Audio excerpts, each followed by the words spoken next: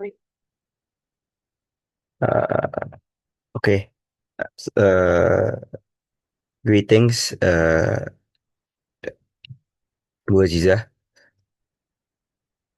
Oke, jadi untuk saat ini, Assalamualaikum warahmatullahi wabarakatuh. Saya Dilin Kaizu Satyo, dan saya akan menjelaskan tugas pertama saya, yaitu pemilihan produk saya itu berupa lightweight komponen plastik ya, berbusa mikro atau microcellular foam. Sorry. Oke, langsung lanjut aja, kita kenali dulu bentuk produknya. Jadi produknya itu apa sih?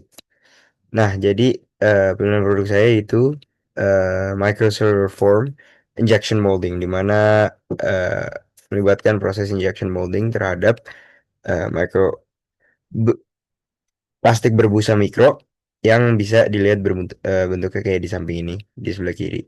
Nah, jadi microcellular injection molding berupa inovasi besar dalam makrostruktur polimer yang berupa teknologi yang menyampurkan gas superkritis berupa CO2 atau N2 ke dalam lelehan polimer sebelum proses injeksi. Jadi gas ini membentuk jutaan sel mikro di dalam produk akhir, menjadikannya lebih ringan, tetap kuat, dan hemat bahan tentunya. Nah, apa sih yang kita bakal bahas di sini berupa sesuai dengan arahan dan trigger questions, yaitu temperatur, dari segi pressure, dan juga case study yang saya ambil berupa Musel dari produksi atau penelitian Feng et al. Oke, lanjut aja, kita pahami dulu breakthrough-nya dari microcellular form plastik ini apa. Jadi tentunya dia memberikan pengurangan berat bagian plastik secara signifikan atau memberikannya keringanan yang sangat penting di sektor otomotif atau elektronik, sehingga bisa dikatakan efisiensi bahan dan efisiensi konsumsi dari energi tentunya, karena pemilihan dari bahannya yang mudah didapatkan dan produksi massalnya tidak membebani banyak pihak serta banyak aspek. Melanjutkan, jadi kita punya breakthrough, yaitu meningkatkan efisiensi proses karena sel mikro terbentuk dan bisa mengurangi tekanan pengepakan atau waktu dari pengepakannya, atau kita casing atau kita produksi masalahnya dari packaging dan pengepakannya berkurang signifikan ketika kita menggunakan inovasi ini. Dan terakhir, kita mengurangi bahan polimer yang dipakai dan potensi pengurangan emisi terhadap lingkungan. Oke, melanjutkan, kita coba lihat dari sisi processing dari material atau produk yang saya pilih ini. Jadi kita pilih dulu seperti biasa, atau ya in general lah, kita pilih bahan polimer tentunya, biasanya berupa PP, PC, ABS atau PS yang dikeringkan agar kadar airnya lebih kurang dari 0,05% dari plastik yang ingin kita produksikan. Lalu polimernya kita panaskan di barrel hingga suhu leleh sekitar 230. Kenapa memilih suhu ini, nanti bisa saya jelaskan lebih lanjut di bagian analisis temperatur. Dan gas superkritisnya kita injeksikan langsung ke zona skru dan bercampur dengan lelehan polimernya. Lalu campuran polimer gas ini diinjeksikan ke cavity cetakan dengan ketekanan tinggi dari 55 sampai 65 megapascal. Kenapa pilih tingkatan ini, nanti saya jelaskan juga di analisis tekanan lebih tepatnya. Lalu penurunan tekanan yang cepat menyebabkan gas terlepas dari larutan dan membentuk uh, inti sel mikro dari microcellular form yang ingin kita buat ini. Lalu setelah cavity-nya terisi, packing pressure dipilih di 40 sampai 50 MPa, diterapkan untuk menjaga densitas dan mencegah pori besar. Ini bisa sambil dilihat dari ilustrasinya ya, gimana injectionnya terjadi dan gimana proses ini terjadi. Lalu pelepasan produk di molding, setelah produk cukup kaku, cetakan dibuka dan produk dilepas, dan akhirnya kita tentunya perlu evaluasi dan optimalisasi dari kualitas dari produk yang kita udah bentuk dan kita udah buat itu. Nah, bisa dilihat ini Di sini ada feednya di mana bahan polimer yang masuk, lalu kita eh, masuk kita encerkan dan cairkan ke dalam eh, apa silinder yang nanti kita bakal press atau kita inject lalu ke dalam sistem eh, castingnya atau ke dalam sistem moldingnya. Bisa dilihat di kiri sini dan di bawah sini juga. Oke, lanjut. Kita ke bagian analisis temperatur, di mana pahami dulu gambaran besar pengaruh dari temperaturnya adalah dalam microcellular form, suhu leleh tambah atau suhu cetakan sangat penting untuk dan suhu cetakan sangat penting untuk mengontrol pertumbuhan sel mikro karena jika cetakan terlalu dingin, kulit atau skin dari eh, microcellular form ini akan membeku sebelum sel membesar dengan baik sehingga strukturnya nanti gagal. Jadi kita dibagi jadi tiga segmen atau tiga suhu, di mana bisa dilihat kita di temperature big picture-nya, yaitu di suhu leleh atau melting temperature kita mencarikan polimer agar bisa mengalir ke cetakan.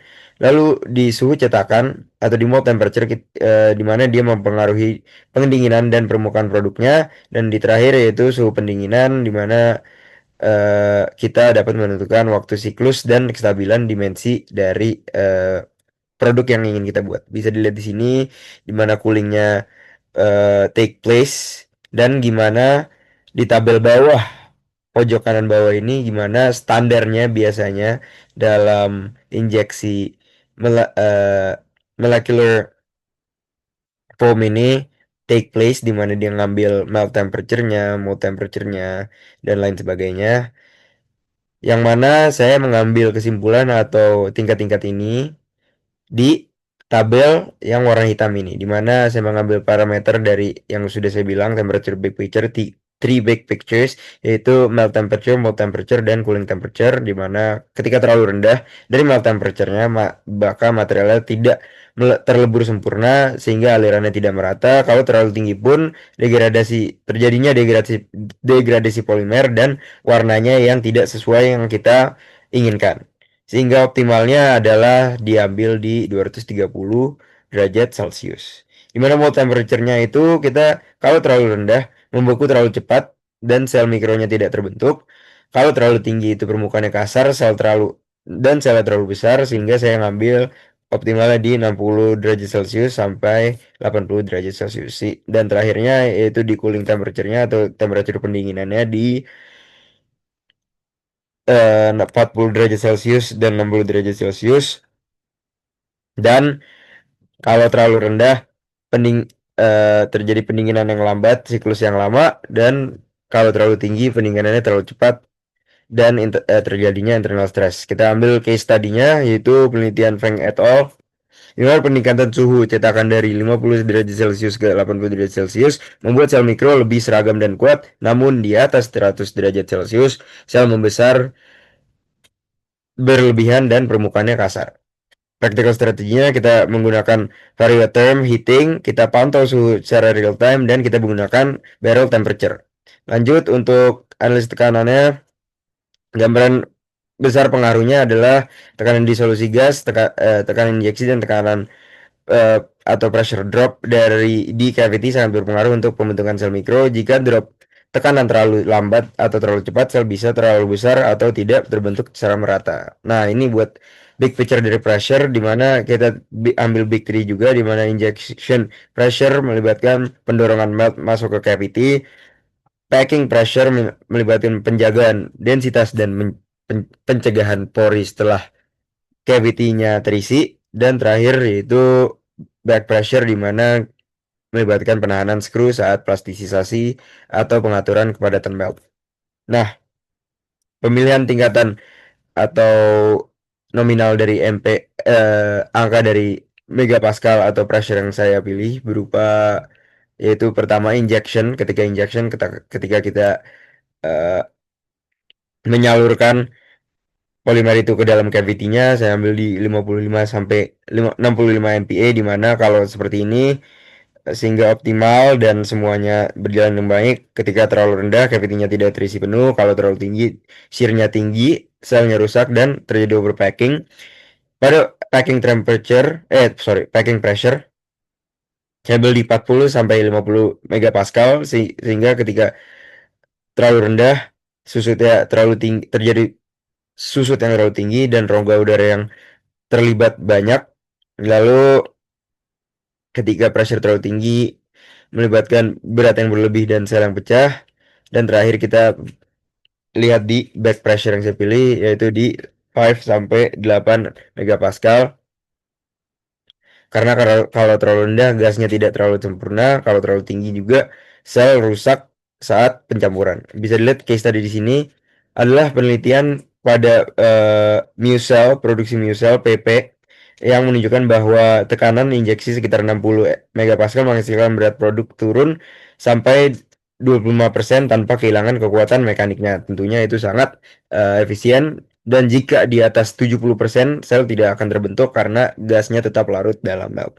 Practical strateginya kita kurangi tekanan injeksi tentunya dan gunakan sensor tekanan di nozzle sehingga kita tahu tekanannya itu berapa yang di apply di injectionnya dan terakhir kita terapkan profil tekanan bertingkat atau multi-stage pressure profile. Ini berupa kesimpulan atau penutup dari apa yang saya sudah katakan dari penjelasan tadi. Kurang lebihnya mohon maaf. Assalamualaikum warahmatullahi wabarakatuh. Terima kasih.